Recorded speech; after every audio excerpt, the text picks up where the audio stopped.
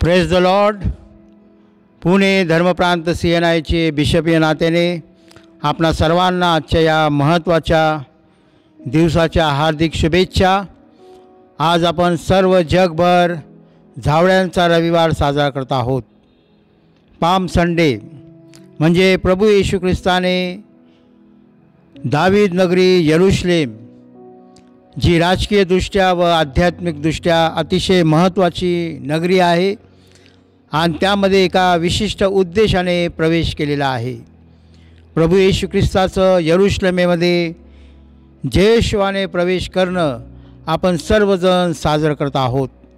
आपण पाहतो की प्रभू येशू ख्रिस्त ज्याने देवाच्या राज्याची सुवार्ता सर्व जगाला सांगितलेली आहे, अनेकांना आरोग्यदान दिलेलं आहे, देवाच्या राज्याची सत्यता न भिता न घाबरता सर्वांना स्पष्टपणे सांगितलेले आहे. प्रभू येशू ख्रिस्ताचं जे बोलणं आहे ते सत्य आहे आणि म्हणून त्यावेळचे जे धार्मिक पुढारी आहेत, राजकीय पुढारी आहेत, ते घाबरलेले आहेत आणि प्रभू येशू ख्रिस्ताच्या विरुद्ध कट कारस्थान करून त्याला संपवण्याचा प्रयत्न करत आहेत. प्रभू येशू ख्रिस्ताचं येणं याचा उद्देश एकच आहे की सर्व मानवांना पापातून मुक्त करणं आणि त्यासाठी प्रभू येशू ख्रिस्त स्वतःचं बलिदान देण्यासाठी, स्वतःला अर्पण करण्यासाठी यरूशलेममध्ये प्रवेश करत आहे. जुन्या करारामध्ये आपण पाहतो की ज्यावेळेस येहू राजा म्हणून प्रवेश करत आहे, सर्वांनी आपली वस्त्र पसरलेली आहेत. या ठिकाणी आपण तेच चित्र पाहतो की प्रभू येशू ख्रिस्त आलेला आहे, सर्वांनी आपले वस्त्र पसरलेले आहेत. झाडाची पाने, डहाळ्या आणि विशेषतः खजुरीची जी डहाळी आहे ते सर्वजण हातामध्ये घेऊन घोषणा देत आहेत की होसान्ना होसान्ना, प्रभूच्या नावाने ना राजा धन्यवादित असो. आपण पाहतो की लोक घोषणा देत आहेत, येशू ख्रिस्ताला आपला राजा म्हणून स्वीकारत आहेत. पण येशू ख्रिस्त हा कोणता राजा आहे हे त्यांना अजूनपर्यंत अवगत झालेलं नाही. जो समुदाय प्रभू येशू ख्रिस्ताच्या मागे पुढे आहे आणि ते प्रभू येशू ख्रिस्ताच्या मागे पुढे राहून घोषणा देत आहेत, त्यातील अनेक लोक ज्यांनी प्रभू येशू ख्रिस्ताला कधी पाहिलेलं नाही, पण ते देखील त्या समुदायामध्ये सहभागी झालेले आहेत. प्रभू येशू ख्रिस्ताचे शिष्य, अनुयायी, त्याच्यावर विश्वास ठेवणारे लोक त्याच्या मागे पुढे चाललेले आहेत. अनेक लोक असे आहेत की ज्यांना कोणत्याच गोष्टीची माहिती नाही, फक्त एक काय चाललेलं हे पाहण्यासाठी ते त्या ठिकाणी आलेले आहेत.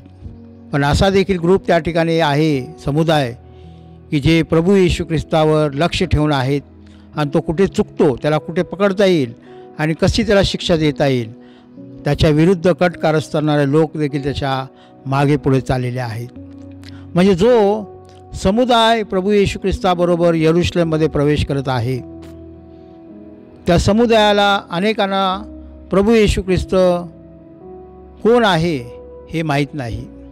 अनेकांना येशू ख्रिस्त अशा प्रकारचा राजा हवा आहे की जो रोमी साम्राज्यावर विजय मिळवेल, त्यातून आपल्याला मुक्त करेल आणि त्यांचं प्रभू येशू ख्रिस्ताकडे पाहणं हे जगिक आहे. पण येशू ख्रिस्त जो सार्वभौम राजा आहे, जो खरा राजा आहे आणि त्याचं राज्य जे आहे ते सदैव टिकणारं आहे आणि त्याविषयीची माहिती त्या समुदायामध्ये कोणालाच नाही. येशू ख्रिस्ताने यरूशलेममध्ये कोणत्या उद्देशाने प्रवेश केलेला आहे, यरूशलेमेमध्ये प्रवेश करण्याचा त्याचा हेतू काय आहे, हे केवळ येशू ख्रिस्ताला माहीत आहे आणि त्याच्याशिवाय कोणालाही माहीत नाही.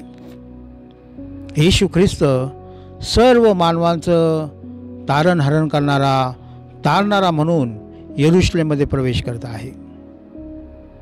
सर्व जगाला नवीन जीवन देणारं, सार्वकालिक जीवन देणारा देव प्रभू म्हणून तो त्या यरूशलेममध्ये प्रवेश करत आहे. प्रभू येशू ख्रिस्त जो शांतीचा राजा आहे आणि त्याचं दर्शक हेच आहे की तो गाढवीच्या शिंगरूवर बसून प्रवेश करत आहे.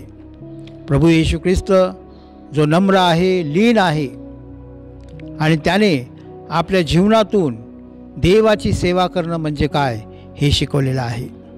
त्याने सर्वांना हाच मंत्र दिलेला आहे की सेवा करून घ्यावयास नाही तर सेवा करावयास मी आलेलो आहे. आणि जर तुम्हाला देवाच्या राज्यामध्ये प्रवेश करायचा आहे तर प्रभू येशू ख्रिस्ताने जशी इतरांची सेवा केलेली आहे त्याप्रमाणे आपण देखील एकमेकांची सेवा करणं गरजेचं आहे. आणि आपण पाहतो की प्रभू येशू ख्रिस्ताच्या मागे पुढे चालणारे सर्व लोक घोषणा देत आहे, होसाना होसाना, प्रभूच्या नावाने येणारा राजा धन्यवादित असो. त्यांची घोषणा जरी त्यांना माहीत नसली तरी त्या घोषणेमध्ये सत्यता आहे, त्या घोषणेमध्ये एक सामर्थ्य आहे आणि त्या घोषणेमध्ये देवाची योजना पूर्ण होणारी एक ग्वाही किंवा खात्री आहे. आपण पाहतो की येशू ख्रिस्त यरूशलेममध्ये प्रवेश करत आहे.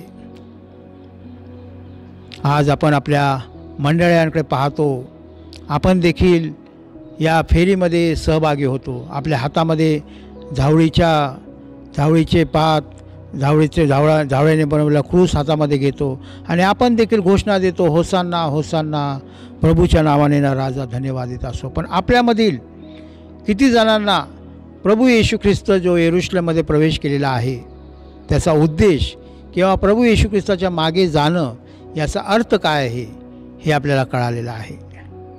प्रभू येशू ख्रिस्ताच्या मागे जाणं याचा अर्थ येशू ख्रिस्त जो शांतीचा राजा आहे आणि सर्व जगामध्ये शांती असावी ही त्याची इच्छा आहे आणि तो शांतीचा राजा त्याच्या मागे जर आपण जात आहोत तर आपण देखील जगामध्ये शांती आणण्यासाठी प्रयत्न करणं गरजेचं आहे. प्रभू येशू ख्रिस्त जो देवाचा एक प्रेम स्वरूप, देवाचं एक देवप्रीती आहे आणि देवाची प्रीती प्रभू येशू ख्रिस्तामध्ये प्रगट झालेली आहे. आणि प्रभू येशू ख्रिस्ताच्या मागे जर आपण जातो तर आपण देवावर प्रीती करणं आणि एकमेकांवर प्रीती करणं गरजेचं आहे. प्रभू येशू ख्रिस्त ज्याने अनेकांना त्यांच्या पापांची क्षमा केलेली आहे आणि आपल्याला त्याने हेच शिकवलेलं आहे की तुम्ही एकमेकांच्या अपराधांची क्षमा करा. जर तुम्ही तुमच्या भावाची, बहिणीची अपराधांची क्षमा करू शकत नाही तर तुमची देखील क्षमा होणार नाही. जर आपण प्रभू येशू ख्रिस्ताच्या मागे जात आहोत तर प्रभू येशू ख्रिस्ताने ज्याप्रमाणे आपल्याला क्षमा केलेली आहे तशी आपणही एकमेकांना क्षमा करणं गरजेचं आहे. प्रभू येशू ख्रिस्त ज्यामध्ये देवाची कृपा सर्व जगाला मिळालेली आहे, देवाने सर्व जगावर दया केलेली आहे. आपण जर त्याच्या मागे जातो तर आपण देखील एकमेकांवर दया करणं हे गरजेचं आहे. प्रभू येशू ख्रिस्ताला स्वीकारणं, त्याच्या मागे जाणं याचा अर्थ हाच आहे. आज आपण पाहतो की जगामध्ये हिंसा वाढलेली आहे, एकमेकांची वैरी झालेली आहे. प्रत्येक धर्म स्वतःला श्रेष्ठ समजून दुसऱ्या धर्माला कनिष्ठ लेखत आहे. पण परमेश्वराचं आपल्याकडे पाहणं अशा प्रकारचं नाही.